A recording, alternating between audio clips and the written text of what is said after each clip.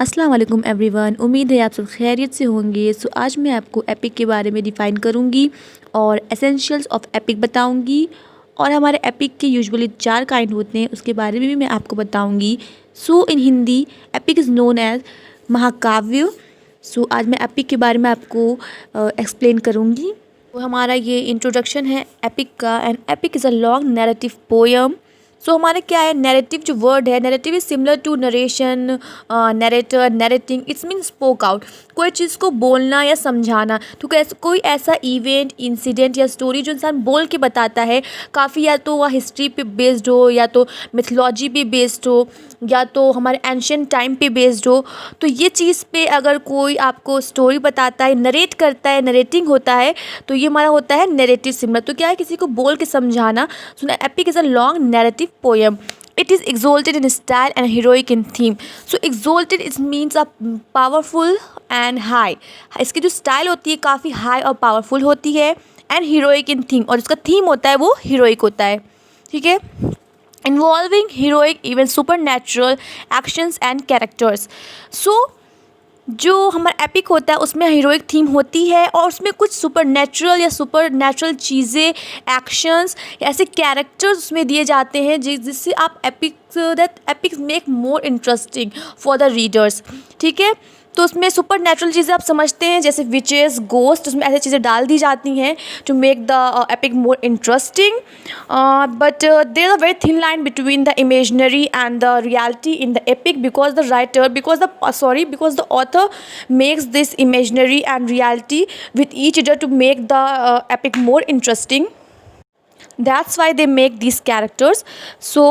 ये चीज़ यही कहना चाहता है, even super natural actions and characters वो उसमें बनाते हैं ताकि वो आपको और लोगों के लिए वो इंटरेस्टेड हो जाए। ठीक है, सस्टेन बाय ट्रेडिशन। सस्टेन मतलब होता है कॉन्टीन्यूसली, कॉन्टिन्यूड, अनइंटरप्टेड। वो ट्रेडिशंस के द्वारा वो चलता जाता है लगातार ऐसे ही। ये इसका कहते हैं ना, इसका एक थीम होता है, एक कन्वे करता है ना इंसान कि इसका थीम ऐसे ही होगा, तो ये ऐसे ही लिखा जाता है। इम्प्लिकेटेड in the life ways of the people, enveloped in the aura of the unusual, the awful and the Sublime. मैं अभी कुछ आपको बता देती हूँ। ऑरा का मतलब होता है आभा, अनयूजुअल का मतलब होता है unexpected thing, awful it's similar to a bad thing, and a sublime is similar to a great thing. Okay, implicated in the life ways to the people, enveloped in the aura of unusual, the awful and the sublime.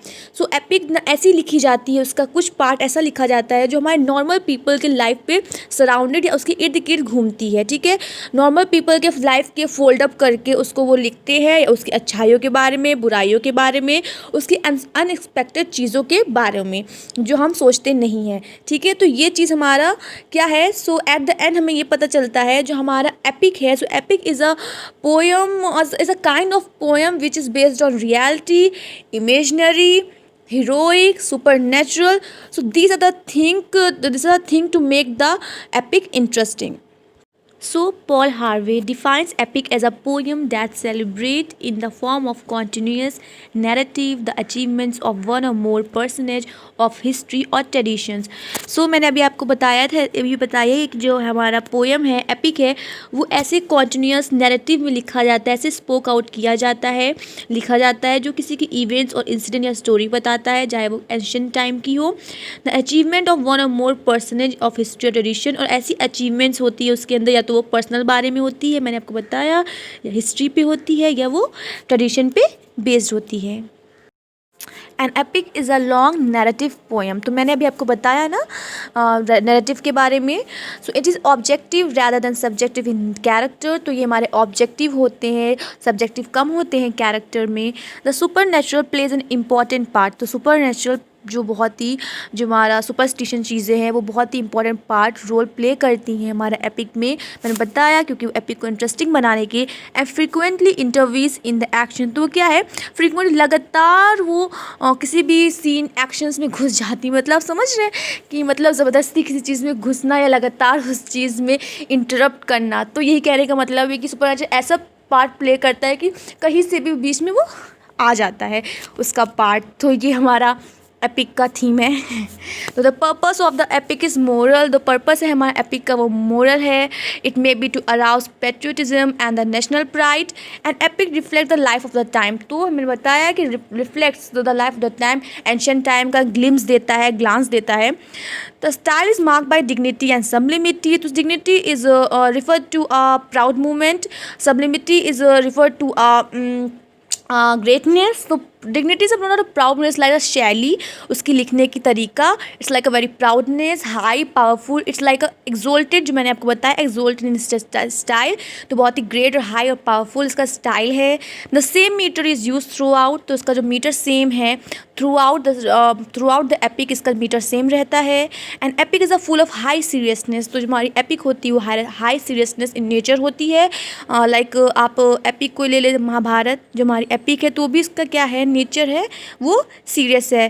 The epic is based on national mythology, legend, popular beliefs and stories, tradition and thought. जो हम epic होती है वो हमारी national mythology, legend पे या popular चीज़ों पे या बिलीव्स पे या स्टोरीज पे या ट्रेडिशंस पे या थॉट पे बेस्ड होती है। Kinds of epic. So there are 4 kinds of epic. First one is proper epic, second one is mock epic, and third one is authentic epic or the epic of growth, and the fourth one, last one, literary epic or the epic of art.